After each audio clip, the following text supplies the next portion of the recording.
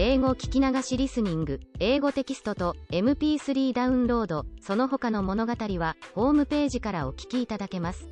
88thpp.com 88thpp.com 27th August. Dear Daddy Longlegs. Where are you, I wonder? I never know what part of the world you are in, but I hope you're not in New York during this awful weather.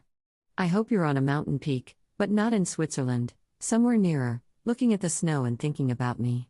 Please be thinking about me. I'm quite lonely and I want to be thought about.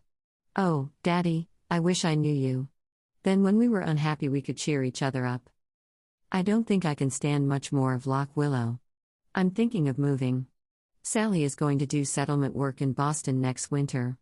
Don't you think it would be nice for me to go with her? Then we could have a studio together?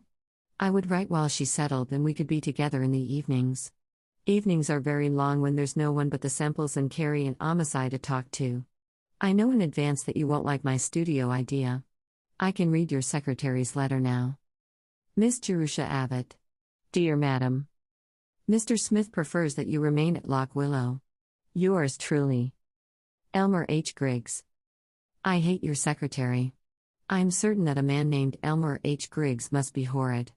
But truly, Daddy, I think I shall have to go to Boston. I can't stay here. If something doesn't happen soon, I shall throw myself into the silo pit out of sheer desperation. Mercy. But it's hot. All the grass is burned up and the brooks are dry and the roads are dusty. It hasn't rained for weeks and weeks. This letter sounds as though I had hydrophobia, but I haven't. I just want some family. Goodbye, my dearest Daddy. I wish I knew you. Judy. Lock Willow. 19th September.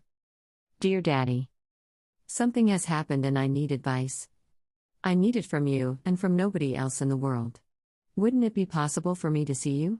It's so much easier to talk than to write, and I'm afraid your secretary might open the letter. Judy. P.S. I'm very unhappy. Lock Willow, 3rd October. Dear Daddy Longlegs. Your note written in your own hand, and a pretty wobbly hand, came this morning. I'm so sorry that you have been ill. I wouldn't have bothered you with my affairs if I had known. Yes, I will tell you the trouble, but it's sort of complicated to write, and very private. Please don't keep this letter, but burn it. Before I begin, here's a check for $1,000. It seems funny, doesn't it, for me to be sending a check to you? Where do you think I got it? I've sold my story, Daddy.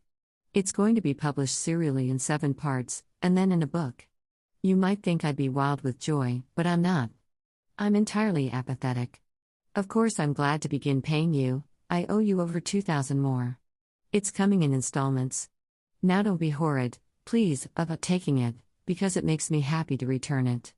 I owe you a great deal more than the mere money, and the rest I will continue to pay all my life in gratitude and affection.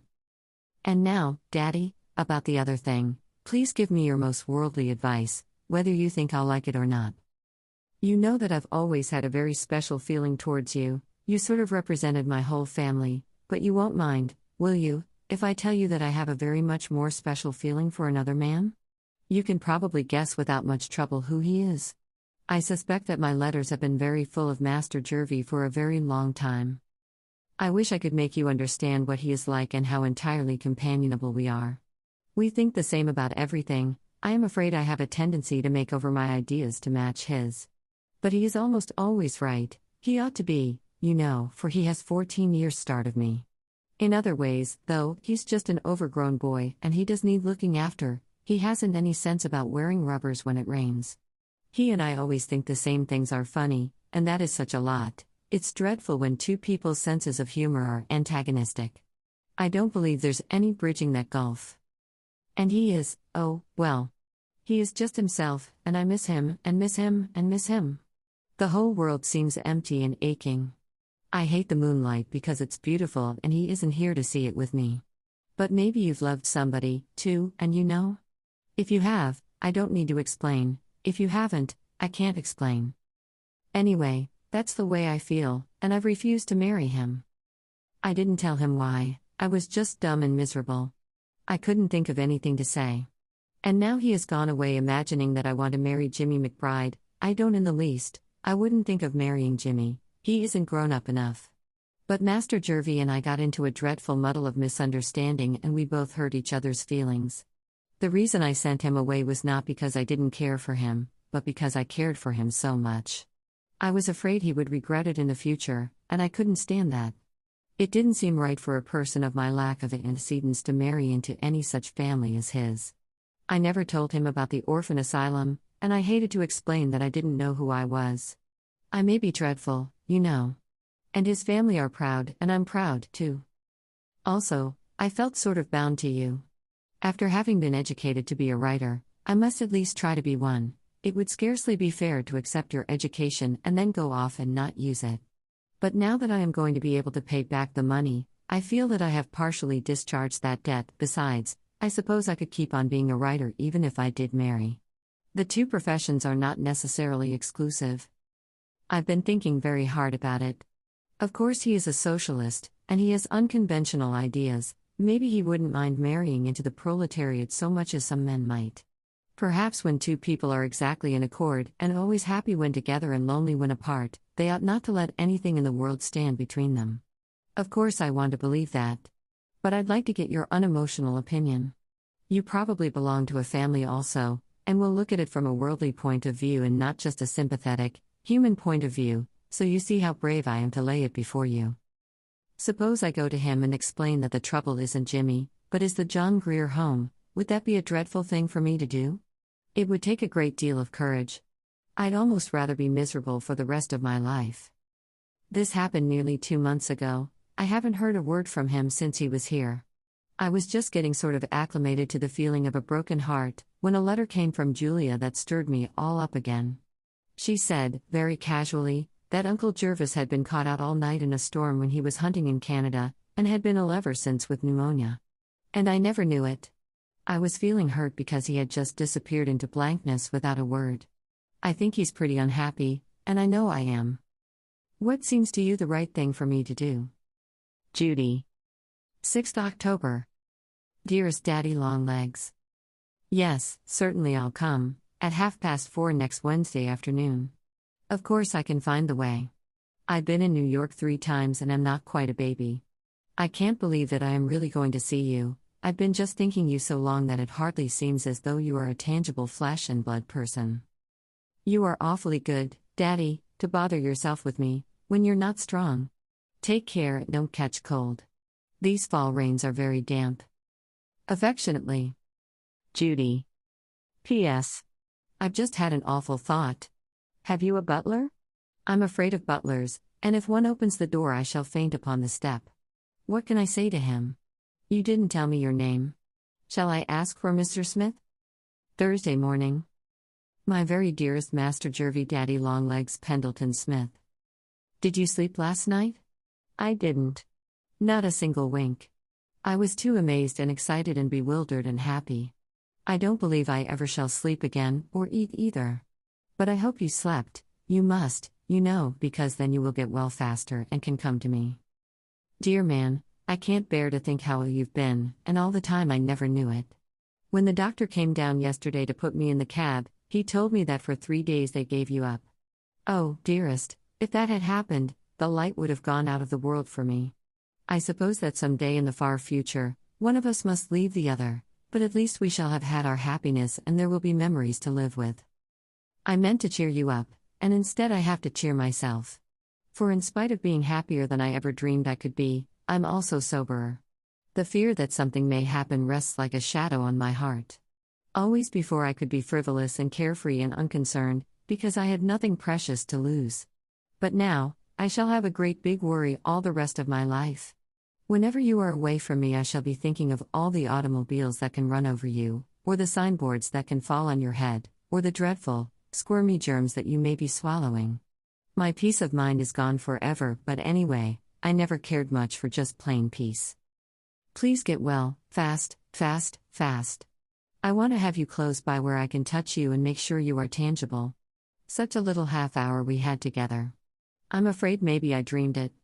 If I were only a member of your family, a very distant fourth cousin, Then I could come and visit you every day, and read aloud and plump up your pillow and smooth out those 2 little wrinkles in your forehead and make the corners of your mouth turn up in a nice cheerful smile. But you are cheerful again, aren't you? You were yesterday before I left. The doctor said I must be a good nurse, that you look 10 years younger. I hope that being in love doesn't make everyone 10 years younger. Will you still care for me, darling, if I turn out to be only 11? Yesterday was the most wonderful day that could ever happen. If I live to be 99, I shall never forget the tiniest detail.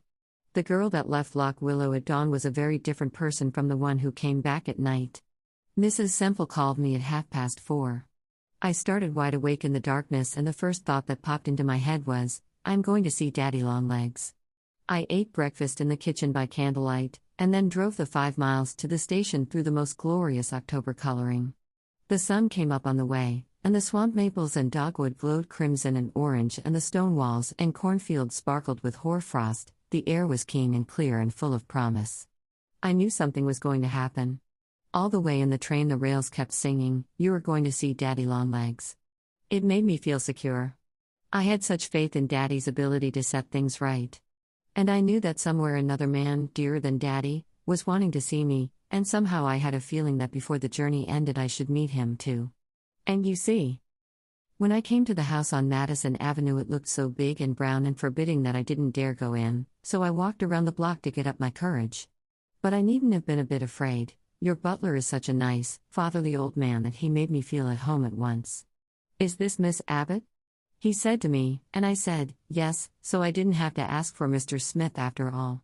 He told me to wait in the drawing room. It was a very somber, magnificent, man's sort of room. I sat down on the edge of a big upholstered chair and kept saying to myself, I'm going to see Daddy Longlegs. I'm going to see Daddy Longlegs. Then presently the man came back and asked me please to step up to the library. I was so excited that really and truly my feet would hardly take me up. Outside the door he turned and whispered, "He's been very ill, miss. This is the first day he's been allowed to sit up. You'll not stay long enough to excite him?" I knew from the way he said it that he loved you, and I think he's an old dear. Then he knocked and said, "Miss Abbott," and I went in and the door closed behind me. It was so dim coming in from the brightly lighted hall that for a moment I could scarcely make out anything. Then I saw a big easy chair before the fire and a shining tea table with a smaller chair beside it. And I realized that a man was sitting in the big chair propped up by pillows with a rug over his knees. Before I could stop him he rose, rather shakily, and steadied himself by the back of the chair and just looked at me without a word. And then, I saw it was you. But even with that I didn't understand. I thought Daddy had you come there to meet me or a surprise. Then you laughed and held out your hand and said, "Dear little Judy, couldn't you guess that I was Daddy Longlegs?" In an instant it flashed over me. Oh, but I have been stupid. 100 little things might have told me, if I had had any wits. I wouldn't make a very good detective, would I, Daddy? Jervy? What must I call you? Just plain Jervy sounds disrespectful, and I can't be disrespectful to you. It was a very sweet half-hour before your doctor came and sent me away. I was so dazed when I got to the station that I almost took a train for St. Louis. And you were pretty dazed, too. You forgot to give me any tea. But we're both very, very happy, aren't we? I drove back to Loch Willow in the dark, but oh, how the stars were shining. And this morning I've been out with Colin visiting all the places that you and I went to together, and remembering what you said and how you looked. The woods today are burnished bronze and the air is full of frost. It's climbing weather. I wish you were here to climb the hills with me. I am missing you dreadfully, Jervy dear, but it's a happy kind of missing. We'll be together soon. We belong to each other now, really and truly, no make-believe. Doesn't it seem queer for me to belong to someone at last? It seems very, very sweet. And I shall never let you be sorry for a single instant. Yours, forever and ever, Judy. P.S. This is the first love letter I ever wrote. Isn't it funny that I know how? 英語聞き流しリスニング、英語テキストと MP3 ダウンロード、その他の物語はホームページからお聞きいただけます。88thpp.com 88thpp.com